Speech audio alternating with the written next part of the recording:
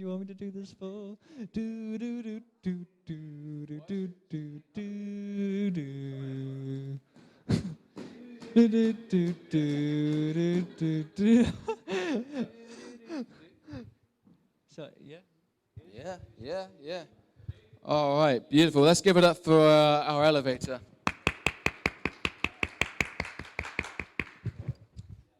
Is there a do we normally have a different light on when we're here? I might be actually this could light it quite nice. Yeah, actually that. Do I? Have you got that tune in your head while I'm up here? Do, do, do, do. Hey. Lamentations 3. If we are, I see some screens on. I hope they're Bibles. If they're not, then Ashton's going to pick up that chair and smash them to pieces and then hand it back to you. So you have to put it back together, and he's going to do it all over again. Isn't that right, Ashton? That's right. He was so convinced of that. So, we have been going through a series on brokenness, which sounds good, doesn't it? That we're all broken. Hey! We're all in this together, aren't we? You know, some of us are physically broken, some of us are emotionally. What was the first one? Physically, emotionally, what are the other ones? Mentally, spiritually, any other alleys that we can go down? We're broken. Some of us are some of them, some of us are a couple, some of us are all of them. Some of us are really broken, more broken than others. And you know what? That is okay, because we're people, and even the people in the Bible were broken, apart from Jesus. Jesus is not broken. He is whole, and that's what we're going to talk about tonight, about how he can make us whole despite our brokenness, despite all the rubbish that's in our lives, all the rubbish that we cause and everything that makes us broken. God still loves us, and even more than that, he wants to be in a relationship with us so he can give us wholeness. Isn't that wonderful, that we don't have to stay broken? Paul shared a few of his own personal testimonies about how kind of like he was physically broken with his knee and all that stuff, and when he was crying at 25 when your mum had to patch your knee up or something like that. Yeah. and heartbreak, and we can probably relate to some of these things, whether that's a physical or emotional brokenness, and we're going to go through a few other things as well. About how we're spiritually broken and the other alleys that I've forgotten about. And I just want to, there's a guy actually in the Bible called David, and he was a king, and I wanted to share this because he was broken, and he was a king, and he's described as being a man after God's heart. And he had a real issue with lust. He was chasing women all the time. He could not stay away from them. And this one time, he actually saw this lady who was in a relationship, but her husband, he was actually fighting at a war, serving the King David. So David had asked this guy to go out and fight for him, so he did. And he's actually cheating with his woman, and he gets her pregnant. And then he's like, "Oh crap! I gotta figure something out here." And he panics, and to hide his shame, he basically orders this guy, her husband, to go out into basically like a guaranteed death. And this guy, he gets sent out into this part of the army where he's going to get killed, and he gets killed. To hide his shame, so people don't look at him in a way that looks bad on him. So he cared a lot about how people saw him as well, which I think is something that we can probably all relate to as well. So he had a lust issue. He had this representation issue. And by the way, if we're at Carry the Love, they talked about representation there, which is wonderful. Who was there? Anybody there? It was great, wasn't it? Anyway, so he had a lot of brokenness in his life. I don't know what I always do this, and it always puts me off. James, do you remember Rob Swan, the guitar teacher? Yeah. Do you remember when he used to play and he goes, "Let's begin"? Yeah, when I get into it, I always put a title there, Rob Swan, let's begin. This is for you, Rob. Wholeness, what is it? How can we obtain it? Well, I've already said it's through Jesus. With a relationship with Jesus, he makes us whole. He loves us while we're broken, and he makes us whole. Amen? All right, let's go. That's it. That is literally it. That is, in a nutshell, that is it. It's only through Jesus. There is no plan B. There is no plan B. There is no second option. There's no substitute for Jesus. We all need Jesus. I don't care who you are, what your background is, in this room, outside this room, whether you're, anywhere, every single human being on this planet, we need Jesus. We are all broken. Every single one of us. And Jesus is the only way. And it's an absolute joy because it's guaranteed. It's guaranteed. We actually have the answer. The world is looking for an answer, and we have the answer. What the world is looking for, I don't mean saying like world, like, like just people out of this building. People who do not know Jesus, they do not have the answer, and they're looking for an answer. Some of them don't even know that they're looking for an answer, but they're looking for an answer. And they wonder why they're going out every weekend and they're getting smashed. They wonder why they're going from relationship to relationship. And all of these things that we try to fill our lives with, it's Jesus. There's a hole in there, which I'll go into a bit later. There's a hole in our hearts. There's a hole in our lives, and we're trying to fill it with stuff, and it's not going to satisfy. Only Jesus satisfies. No plan B. Mamma mia. I just want to say like how cool the Bible is as well. For only the 2 people that put your hands up for a Bible, amazing. For those who didn't want a Bible and aren't hungry for the Bible, shame on you. No, not shame on you. But hopefully after tonight, you will really love the Bible. Because what I love about the Bible is that it's so real. It's so realistic. And I know before I was a Christian, I thought of this as like the Bible, like just being this like fairy tale. And it's just about stuff of people who live in perfect lives. And everything is great and fluffy clouds, bed of roses, all that jazz. And actually, no, it's not. It's not. And we're going to read in this verse in a moment in Lamentations that it really is not a bed of roses. We just heard about it with David very briefly. Things were wrong in his life. There were so many people. Sam mentioned a passage from Job. He had a really horrid life. He lost everything. And I mean everything. Friends, family, loved ones, houses, like his work, what he worked with, like all of his animals. They got killed.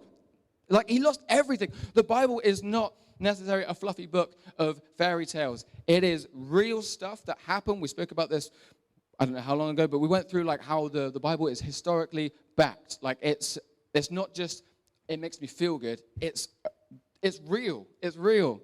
And so it's great and refreshing to know that people who actually made it into the Bible, shout out to all of these guys in here, they actually sucked too. We suck, they suck, great. God's great, and he says you don't suck. So amazing. Lamentations 3. So I've got a different translation here, a really cool translation that Paul sent me actually from the New Living Translation. So if you've got your mobile Bible, go to that one, the NLT, because that one phrases it quite differently, and I'm going to read it from that one. So if you've got a hardback and it's not that one, it's going to sound different, but follow with me.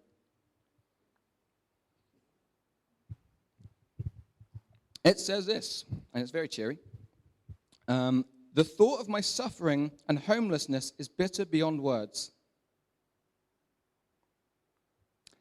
I will never forget this awful time as I grieve over my loss. Nice.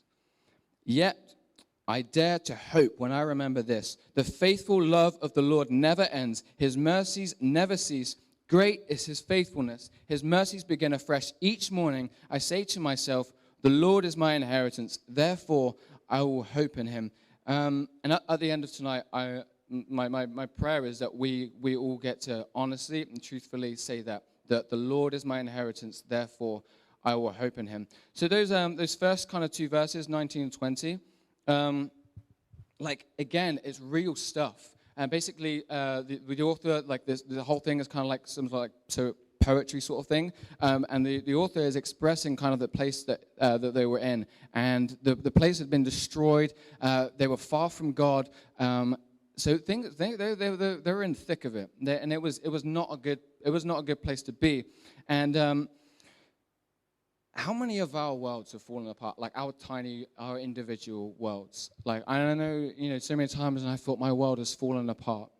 And maybe that is, like I said before, maybe it's heartbreak, maybe it's unexpected illness, or maybe you try to achieve something and you just fall short of it.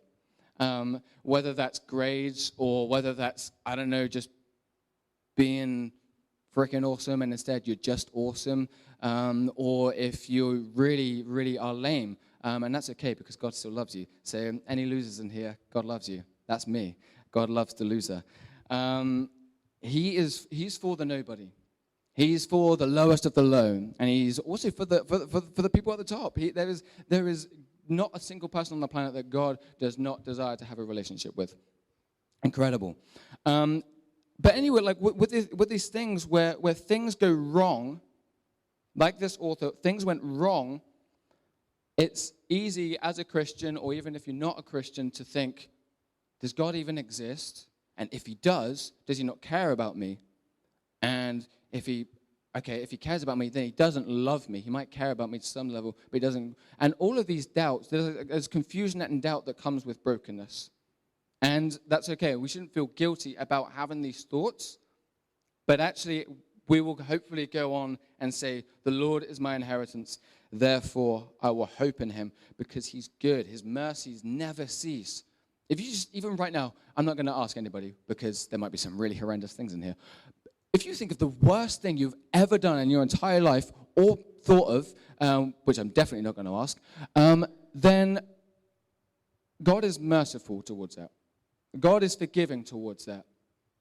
There is hope that God would forgive the worst thing that you could think of.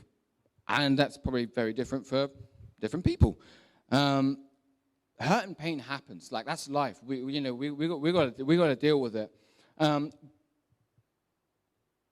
But when we start to focus on the hurt and the pain, that's when it's like, actually, you know what? You got to get over yourself. And it's easier said than done, of course. I've been there. There's been things where it's like people giving you advice. Anybody been in a bad place, and then somebody's giving you loads of advice, and you do the opposite thing? I've done it so many times. Or the opposite way, when somebody's in a bad place, and you're giving them great advice, if you do say so yourself, and they do the opposite thing. And you think, what the heck? And it's kind of like, I remember a year ago or so, I was in a relationship breakup, and for months, I would just be thinking about that. And I know what my friends were saying to me was right, but I still decided to focus on it. And when we focus on it, we worship it. And when we worship it, we've made it above God. And so my challenge for anybody in here, if you're going through a rubbish time, if there's pain in your life and you're focusing on that, my challenge for you is to lock it up and kick it out of here and focus on Jesus, the only one who's going to set you free and the only one who's going to change anything in your life. Because focus on these things, it's not going to do anything. Jesus says something about, like, is it going to add like a hour to your day or something like that? Yeah, basically it's just useless thinking about it. Anyway, going back to this, talking about homelessness, and while many of us, probably maybe all of us, I don't know, don't know anything about literally being homeless, how many of us have thought about just not feeling at home? Like we don't belong. Maybe that is at home. Maybe you're the black sheep in the family. I'm kind of the black sheep in my family. I'm the only Christian, so I stick out like a sore thumb. Or in your friendship group, maybe they're good friends. Maybe you do enjoy their company, but you just feel like, I don't belong here. Maybe it's here. And honestly, this would break my heart. If there's anybody here tonight and you just think, I don't belong here, then please, please, please, like, speak to one of us. Grab somebody, tell them, because we want you to feel welcome. We really do. I remember when I first came here, I didn't feel like I belonged here. Somebody said something, and it was a joke. I hope so. I never asked them about it. They're not here anymore. And they basically said something from the front, and it kind of just hit me. I thought, oh gosh, I don't even belong here. And there's a real sadness, I think, in the world that we don't know where we belong, we don't know how to belong, and stuff like that. So if that's you, yeah. At the end, I want to talk, I want to pray, and I just want to share a bit of my testimony. That's kind of going to be the little pattern of this, whatever you call it. I'm going to go from the Bible, and I'm going to relate it, because it's great. Ben is loving it. What a dude! Because it's great to read the Bible, and there's no but. It's great to read the Bible. However, it makes it even better when you can relate to it. When you can think, oh, they understand me. Like, man, and God used them. God spoke to them, and I can relate to these people who were in the Bible. And so I want to share some of my testimony. So for my whole life, up until I was about 17, when I met Jesus, hallelujah, I felt like the lowest of the low. James and I, we went to the same school, primary school and secondary school. We've known each other for nearly 20 years. Isn't that madness. And yeah, I was the kid at school that was that was teased. I was the kid at school that spent more time in their head teacher's office than his classroom. I was the kid at school that had a rubbish home life. I was the kid at school that didn't really get along with everybody. There was always something there just to kind of like, dang it. And there's one time I was told that the parents labeled me as the problem child. Like that was like I'd got my legacy as the problem child, and I felt like the outcast, and I felt like I was the problem child. I felt, and I believed it. I believed it. It's like, man, you know what? If I wasn't here, then there would be no problems. Man, if I wasn't here, then actually things would just be so much more simple. Like, things would just be so smooth. Everybody would be happy-clappy. Everything would be perfect if I wasn't here. And this was something that I was being taught at a very young age. And before I go any further, my mum, my dad, my brother, we love each other. There was nothing to do with those guys. I've had an amazing love for my family. But there was still, you kind of like think little things, they add up like a snowball kind of thing. One thing adds to another, and you overthink things. And from a young age, I had real bad anger issues. So at home when I was being shouted at, it was kind of like, oh, you hate me as well, I'm a problem for you as well. And I'd run off this one time. I said that I was going to run away, and I packed all my Hot Wheels in a bag, and I just sat outside for like half an hour, and I was like, man, it's cold. Oh gosh, Hot Wheels, man. What was it? Hot Wheels, beat that. Do you remember it? And they had the loops and stuff and the ramps. And oh, man, I'm going to get some Hot Wheels. Are they still 99p? I think they've consistently stayed at 99p. They are still 99p? Are they really? How much are they? How much for one? Shut the front door. Oh, we're not. Whoa, okay, we'll get into. Okay, we'll pray. On Friday, we'll pray for that, then we'll pray for salvation. That is outrageous. Anyway, and as I got older, I ended up finding a circle of friends. I actually got friends. And my behavior got a little bit better, but I still didn't really know, like, where I belonged. I didn't feel like I belonged. And there were still times where I would feel like, actually, I'm the outcast. Like, I don't really belong with my friends. Like, are these my friends? And then there was that stage where, it was to be like everybody else is like a cool thing. And then you get to like, I don't know, maybe about 15. And it's like, actually, no, it's cool to be different. While you're zigging, I'm zagging sort of thing. And you start, I don't know, you try new things. I remember this one time, I tried a mohawk. And this was actually like rather embarrassingly. I probably was about, do you remember it? Yeah. Even James is pulling the face like, yeah. I must have been like, I don't know, 14, and yeah, it did not work. But I just thought, I'm gonna be me. But I didn't know who me was because I didn't know the one who created me. And that's it, guys. And gosh, I thought I saw a cat. Like that is it. Like, if we do not know the one who created us, how do we know what we're supposed to be like? How do we know what we're supposed to do? What we're supposed to pursue? So up until about 17. I was pursuing sex, drugs, and alcohol, and I was still carrying this label as the problem child. I was a badly behaved, people-hating, self-hating, just nobody. That's who I felt like. And all of these things, these lies that I've been fed, I believed it. And it pushes you. That becomes a part of you. And it sucks because so many people are in that place now, today, maybe even in this room. And so I pursued these things like alcohol and drugs and all the other stuff because I thought it would satisfy. Don't get me wrong, like it was fun. That's why people do it. Like it's fun, but it doesn't satisfy. It might bring you like temporary happiness. You might think, oh, this is great for a few hours, but it doesn't satisfy. You just left feeling even lower because like, oh gosh, now I'm out of money. It sucks. 21:23 says this. Oh no, I threw that bit down there. 21:23 says this. Yet I still dare to hope when I remember this. The faithful love of the Lord never ends. His mercies never cease. Great is his faithfulness. His mercies begin afresh each morning. The author, like we said, He's got pain. He's got probably a rougher time than any of us have ever had. Like, it sounded horrendous. And despite all of this, he's focusing on the one who is faithful, the one who is merciful. I imagine there were lots of mistakes. When you're distant from God, that's what you're going to do. That's what causes distance, when you're making mistakes. And you're not in the Word, and you're not in prayer, and you start doing things that don't align with his heart.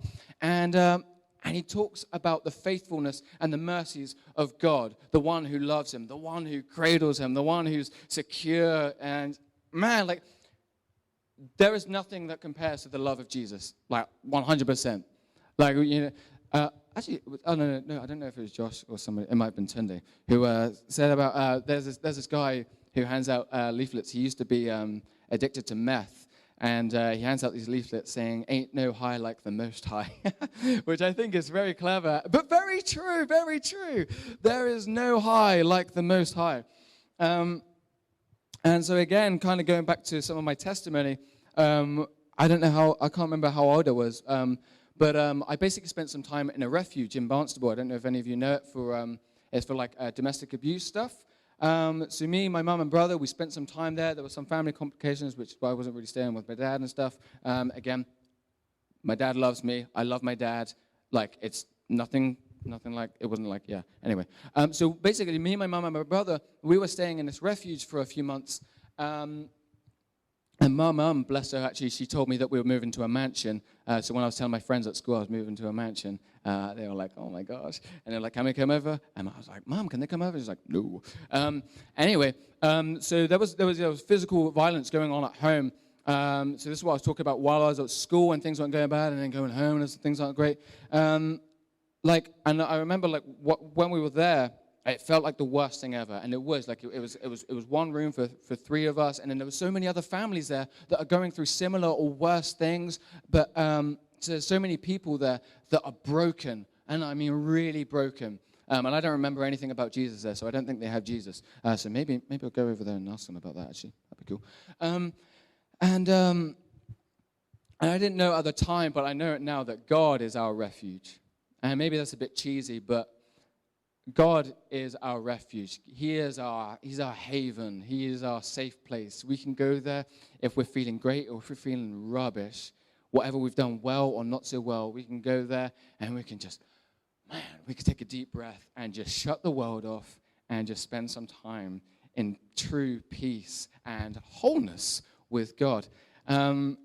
This one time while we were at the refuge, talk about Jesus changing my life, I was a psycho, honestly.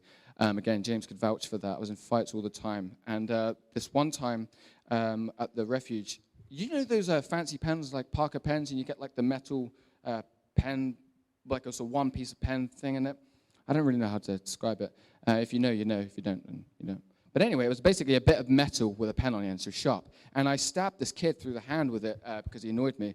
And I locked myself in the basically bathroom for about 2 days. No food. I was just drinking from the tap. I tried it from the bath, but it didn't taste as nice. And I locked myself in there for about 2 days, literally, like 48 hours, because I was so terrified of I thought I was going to go to jail for the rest of my life. I thought my mom was going to kick my head in. My mom's not violent. My mom wouldn't do that. But, you get the point. I thought she was going to shout at me. And then I thought my brother might tell on me, even though that everybody saw it. And there was loads of blood. And I was like, I literally had blood on my hands. So maybe that's where the saying comes from. It doesn't. It's been around for a lot longer than that. Anyway, and for ages, I was sat in there and I was scared. And I thought, oh my gosh, I've ruined my life. I was like 8 years old and I thought I'd ruined my life. I thought that was the end. And God he's our Father, but he's also got mother-like characteristics. And this is where I'm really reminded of it, because I remember after a long time, my mom managed to kind of let me open the door. And the first thing she did was hold me. The first thing she did was just kind of kiss my forehead and just say, I know he did. And I was basically just saying, he did this, he did that, he did this. And my mom was just saying, I know. Just basically let him vent. And she knew it wasn't right. And I was met with love despite brokenness that I had caused, brokenness that I was in, wrong that I'd done, like there's no getting around that. You should not be stabbing people. So if you take anything from tonight, don't stab people. And I think about it with my dad as well. I remember there were so many times where I'd be like, I hit my brother with like a dumbbell, or my stepbrother with a crowbar, or chased my sister with a hammer. You get the picture. I was nuts. This was a couple of weeks ago now. No. And my dad, obviously, again, furious, like, you can't be doing that. But actually, at the end of it, we sit down, and he'd let me kind of calm down, and we just kind of, he'd make me laugh. And that's what God does. He cheers us up. And I don't know, maybe none of us have ever thought about it like that, but God cheers us up. He's our dad. He's our father. And he loves to spend time with us if we're in goodness or badness. He loves it. So Amy and James, you saw stab mum and dad on here. That's what it meant.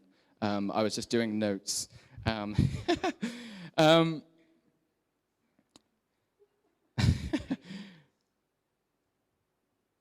So let me tell you about when I met Jesus. When I actually met Jesus, I was about 17, so not long ago, really, and he completely changed my life. And I mean, you just heard it, like, I don't go around stabbing people, chasing people with hammers anymore. I don't lock myself in bathrooms for 2 days and because I'm scared or anything. I run to where I know it's safe. I run to where I know I can be whole despite my brokenness. It's this weird paradox of being broken yet whole. Like, how is that possible? Well, it's Jesus, guys. It's absolutely 100% no doubt Jesus, and we all need him. And so when I met Jesus, all of these kind of things that I felt like a words, the whole like problem child and stuff, they went away. I finally knew who me was. I didn't have to pretend to be around God because, I mean, he sees straight through it. He knows every hair on our head. He thought about us before the world was even a thing. Like, he thought about each and every single one of us in this room, outside this room, in the past, oh man, everybody, and it's nuts. And I finally felt this peace that I'd never experienced before. I finally felt this wholeness. Jesus says this in John. The thief comes only to steal and kill and destroy. I come that they may have life and have it abundantly. Isn't that cool? That actually, if we talk about life, like, everybody wants the best of life. You know, you hear it, like, living their best life. When they're probably not really. I mean, some of the stuff I'm like, that's your best life? That sucks. You need Jesus. We want the abundance of life. Again, I don't care who you are in this room. We want life to its fullest. We want life that's full of joy. We want life that's full of peace and all of these good stuff. And it's only through Jesus that we get that. Only through Jesus. I was going to go through a chapter in Philippians 4. Read it when you get home. But basically, he's talking about how he's known suffering, but actually it's Jesus that makes him content and he's satisfied. It's been said that there's a God-shaped hole inside our hearts, like every single person. I was talking to Paul. I think Paul said it. Let's give it to Paul. It's a really famous quote, and Paul's the man behind it. There's a God-shaped hole inside of each of our hearts, and like I said earlier, like, we're all looking for something. We don't even know that we're looking for something a lot of the times, but it's Jesus. It's God. And why is it God? How do you know that? Well, like I said, you know, I truly knew who I was when I got to know the person who made me. The only way that you can truly understand who you are and what you're made for is if you get to know the person who made you and what he made you for. Isn't it nuts that when God thought about each and every one of us, he thought, Phoebe, man, this is your design. This is what I'm going to make Phoebe for. I really hope she gets in a relationship with me, so then I get to see her go into this walk. James, oh man, James, he's going to be like this, and I really hope that he gets in a relationship with me, so then he gets to walk just as I made him to do, and he will know that fulfillment. He will know that satisfaction, that contentment. Paul, Steve, Sam, Ellis, Georgia, Georgie, Molly, every single person, he's got a plan for each and every one of us, and the only way that we can know that is if we get to know him, and we're all looking for the purpose of life. It's like one of the most Googled questions, like, what's the purpose of life? Why am I here? And it's because we're lacking something. We want to be made whole. And God gives us that. It's a relationship with God.